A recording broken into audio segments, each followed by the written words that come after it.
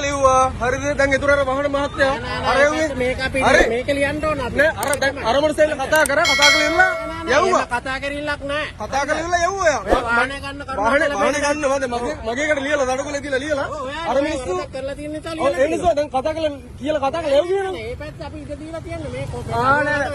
ඒ මොකද කියලා මේක ලියලා යවුවා.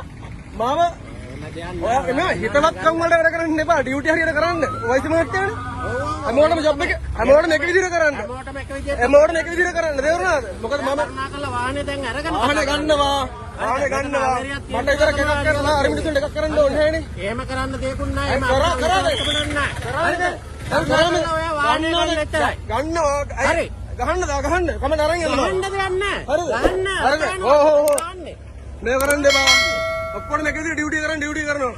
ඕවයිසි මාත්‍යනේ බණ්ඩාරේ වල. බණ්ඩාර ලෝවයිසි එක එක්කෙනාට එක විදිහට ඩියුටි කරන්න මේ. අද දාන්න.